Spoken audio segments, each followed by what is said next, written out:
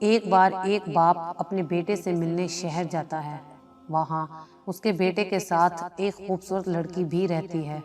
तीनों डिनर की टेबल पर बैठ जाते हैं। पापा, बेटा तुम्हारे साथ ये लड़की कौन है? बेटा, पापा ये लड़की मेरी रूम पार्टनर है और मेरे साथ ही रहती है।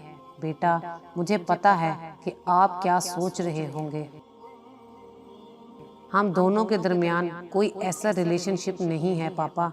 हम दोनों के कमरे भी मुख्तलिफ हैं और हम लोग अलग अलग ही सोते हैं। हम लोग सिर्फ अच्छे दोस्त हैं।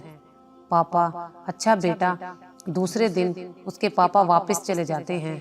एक हफ्ते बाद लड़की, सुनो, गुज़श्ता संडे तुम्हारे पापा ने जिस प्लेट में डिनर किया था वो प्लेट गायब है। मुझे तो शक है कि प्लेट तुम्हारे पापा ने ही चोरी की होगी।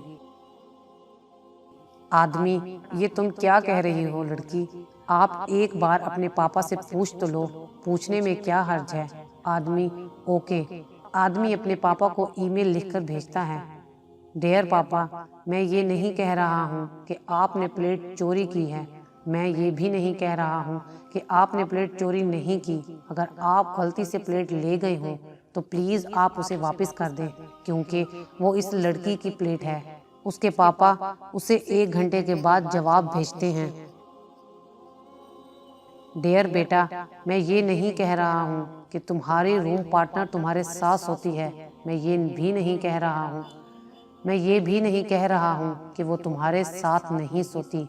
अगर इस पूरे हफ्ते में वो लड़की एक बार भी अपने कमरे में अपने बेड पर सो जाती तो तकिए के नीचे ही उसे प्लेट मिल जाती जो मैंने छुपाई थी। कभी भी अपने आप को वालिद मोहतरम से ज़्यादा होशियार, अक्लमंद और पढ़ा लिखा मत समझिए, क्योंकि वालिद चाहे जितना मर्जी अनपढ़ ही क्यों ना हो, लेकिन आपसे ज़्यादा होशियार और अक्लमंद होगा और बाकी मामलों में भी। इसीलिए अपने वालिदैन की कदर करो और उन्हें इज्जत दो।